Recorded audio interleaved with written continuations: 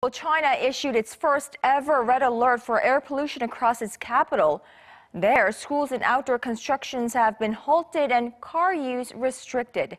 This comes amid ongoing talks on climate change in Paris, where global leaders are discussing ways to cut back on carbon emissions.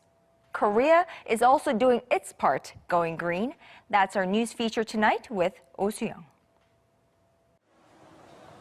Korea's green credit card, a means to motivate customers to make eco-friendly purchases, was introduced at the Paris Climate Change Conference this year as an optimal practice model for low-carbon consumption. It was also in the spotlight at the Green World Awards this year, winning the Champion Prize for environmental best practice. Those using the system can get discounts of up to 24% when they purchase eco-friendly products and up to 20% in public transportation fees.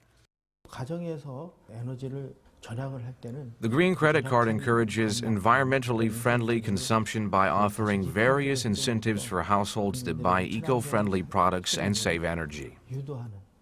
In the last 4 years, Green Credit Card users spent $4.4 million on eco-friendly products. And last year, their conscious consumption signified a reduction of about 1.2 million tons in carbon emissions. That's the equivalent to 160 million oak trees of at least 30 years old. Korea's Green Credit Card offers customers a convenient way of collecting points and various incentives while they're out shopping, without having to consciously change their consumption habits.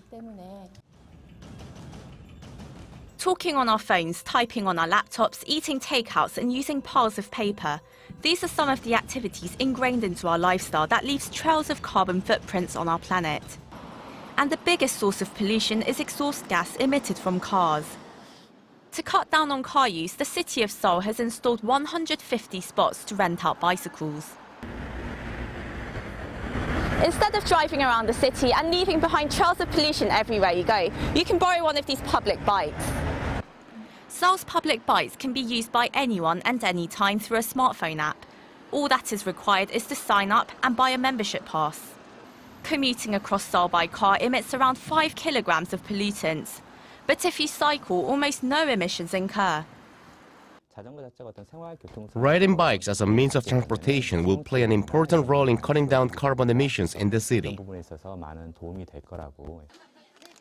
Also, to change our daily consumption habits into more environmentally conscious choices, the Korean government introduced an eco-friendly labelling system. This special label on the soda can shows that it's a low-carbon product that's been approved by the Korean government. And the number over here shows the amount of emissions that incurred from the production, distribution and even the disposal of the product. By picking up an item with one of these labels, consumers can choose to make more eco-friendly purchases. And consumers do seem to be making efforts to consider the environment when shopping. I think it's the right thing to do to use the green credit card and choose to buy eco-friendly items to help the environment. I try to shop in a more eco-friendly way if it's good for our future generation. Beyond Korea, efforts are being made around the world to reduce carbon emissions and tackle global warming. To further encourage emission-cutting habits, experts say that the most fundamental step is raising public awareness of the dire situation. Climate change is a term that seems rather abstract to most people, so there's a need to boost public education to make people understand why eco-friendly consumption is vital for our future. Through advanced technologies and improved policies, low-carbon consumption is steadily becoming a conscious way of life in Korea.